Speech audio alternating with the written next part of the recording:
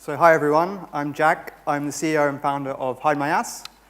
We are one of the fastest growing technology companies in the UK. We provide millions of users each month with tools to protect your online privacy, security, and tools to circumvent and bypass censorship. So I'm here today to talk about my story of how I've self-funded my company from complete scratch, from the comfort of my parents' sofa, and built it into the business it is today. So we're approaching 2 million subscriptions sold, 100 staff and offices in 3 countries. And whilst I'll tell my story, I hope to share with you some of the lessons that I've learned along the way. And at the end of my speech, I'll summarize those lessons in a top 10 list format. So how did I begin? I started at the age of 11 or 12 designing websites for my hobbies using drag and drop style design editors, so I didn't have any programming or design experience. And then over the course of the next year or so, I started reading up on tutorials on ways to design websites, graphic design, HTML, CSS, the very basics. And I think I really should stress, make use of the resources online. I've been completely self-taught. There's so many great resources online. Then at the age of 13, I started my first proper web business and started writing tutorials of my own. So every time I learned something new, I'd just write a tutorial about it. I then started designing web templates, and these templates at that time were being published on the CD-ROM covers of popular UK computer magazines, so that gave me a sort of great motivation to keep on doing what I was doing. A community evolved, and other like-minded designers, developers started coming on board, contributing to the site. And I guess what I learned from my first major project was I just went out and did it for the experience, not so much for the money. I also created a web hosting platform on my first project, giving people access to uploading their website for free on the internet. And I realized, the need to make money online to cover those server costs. So I started looking into affiliate marketing, and that's when I started thinking about the money. But prior to that, I was just doing it for the experience. I got into affiliate marketing, so promoting other paid web hosting companies. And every time one of my free users went on to pay for a subscription with another company, I would get a cut of the commission. Then I started creating sites reactively based on certain media events, completely away from my first business. For example, when Zinedine Zidane headbutted that Italian football player in the World Cup, I created a site about it literally 1 hour after the headbutt, and it went viral, and I made some money from advertising. And I did this again and again based on certain media events, getting websites out there really fast, gaining the organic search engine rankings, and trying to go viral. So HideMyAss. I started HideMyAss in 2005, probably driven through teenage angst. I really hated censorship. So I was at school, and I couldn't access my favorite websites. And I'm sure you've all been at work or at school too and been in the same position, or been in a country with government censorship where even from your home you can't access social media and popular websites. So I started looking at the current market and what was out there to circumvent this. There are a few sites existing already based on web proxy technology. A web proxy is a simple browser-based tool where you enter the web address you wish to unblock, and it unblocks it for you. I realized these sites were very cluttered with advertisements. The user experience wasn't too great. So I decided to be brave and call it HideMyAss. And in one afternoon, literally one afternoon, I created a website with a logo and a text box, some open source technology behind that, and launched HideMyAss. I submitted it to Dig, which at that time was the Reddit of the internet, and the site just went viral. And within the first week, thousands of websites were linking to HideMyAss, and I had no paid marketing at all. So that was kind of my marketing strategy, to try and go viral, word of mouth. So what I've learned from this really is obviously understand your audience. Try not to create a product based on a problem that doesn't really exist. Obviously, online censorship affects the millions of people worldwide, so there's definitely a need for it. And I saw the traffic rankings of these competing services and realized they were generating a lot of traffic, but the services weren't great. Create strong branding, be brave, HideMyAss. I wanted to stand out from the crowd, and it went viral mainly because of that. So really try and stand out. And then make use of viral marketing, or it's not always going to work, but try to make use of free marketing channels before you even consider paid marketing.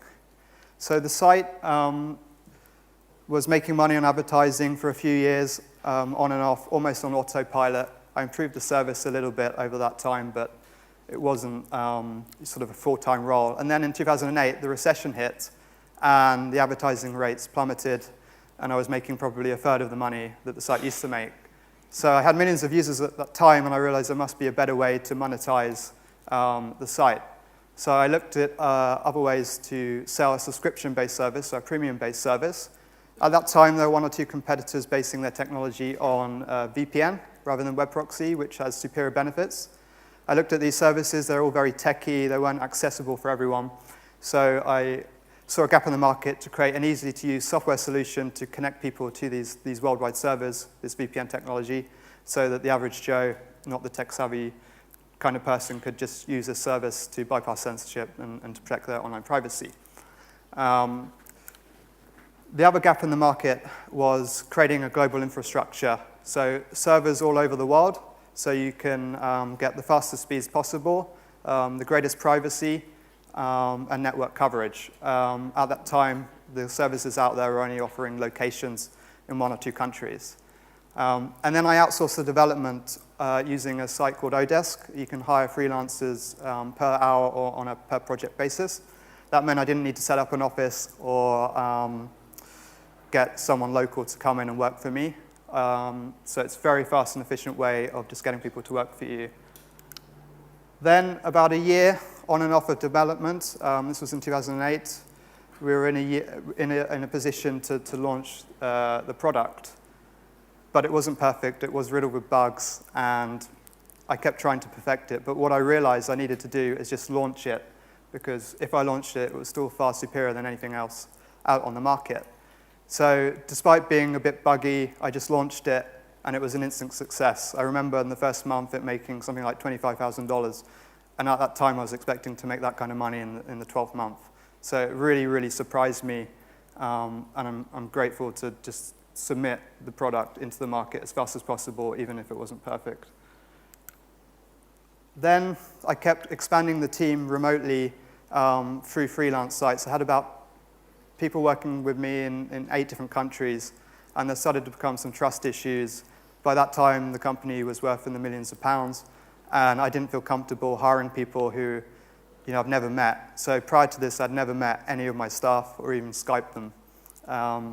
So I realized the need to set up a proper office and get people working for me in-house.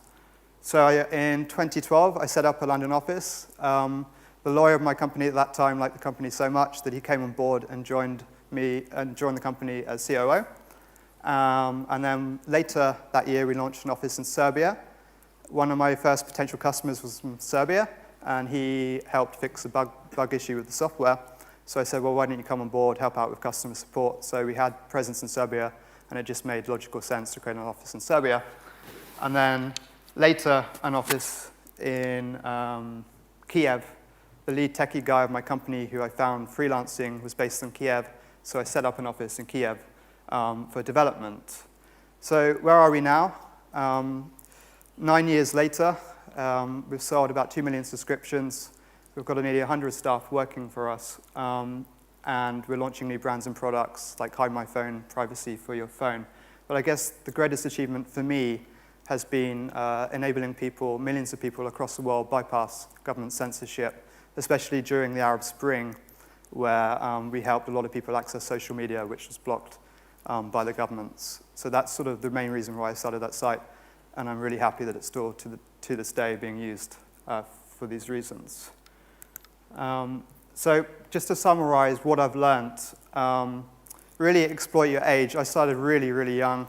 I had no dependencies. I didn't really have anything to lose. I had no mortgage to pay. And I think it's really important just to go out there and do things for the experience, not to try and make money at first, but create a product, design an app, create a website, just do something to find out what you're naturally good at. Some people are naturally good programmers, some people are naturally good designers. Just go out there and try and make something. Understand your audience. Obviously, don't try and make something that people don't want or need. It sounds obvious, but so many people make this mistake. Branding is everything. I think I wouldn't have gone viral if it wasn't called HideMyAss. So perhaps the branding is the reason why I'm on the stage today. Get it out there, Focus on your minimal viable product. It doesn't need to be perfect. You can always try to perfect it later on, and you'll probably find out that you can't perfect it completely anyway. Make use of free marketing channels before you even consider paid marketing. You don't need a massive launch budget for your first web business. Try to engage with your users as much as possible. Creating a community is a great way to interact with your users. And I've hired many key employees from my community who have worked for me for 8 years, and they're now in my London office. Try not to delegate too early. It's a great way to dive into all areas of your business first, and then later delegate, so you have a great understanding of how your machine actually works in all of the different departments. I think it's really important to stress that. You can outsource your staff, so you don't need an office, and you don't need to find someone locally. You can get a project made really cheaply, remotely, on a per-hour basis if you need someone to program for you. And I think lastly is a really good point. You don't need to focus on financing at such an early stage. Don't spend half of your time creating presentations for investors. Spend all of your time creating your actual product first, instead of giving away something, 60, 70% of your business before it's even been launched. So those are my top 10 tips, and thanks a lot.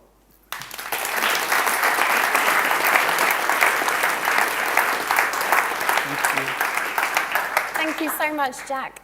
Just a couple quick questions. Sure. You're talking there about talking to investors, and presumably you did that at a very young age as well. Do you have any tips? For investors? No, I mean, I didn't need investment because it already started, just did it all myself. And I think my key point is don't try to worry about investment unless you obviously need it. If you're creating something big or something physical, perhaps you need money to actually make it. But virtually, if you learn programming or design, you can just do it all yourself from a young age, and you don't need investors. What about further down the line, having business meetings? Was your age ever particularly helpful or a hindrance? I think my first business meeting was like 5 years after the launch of the site, because I was just I was working from my parents' home, so.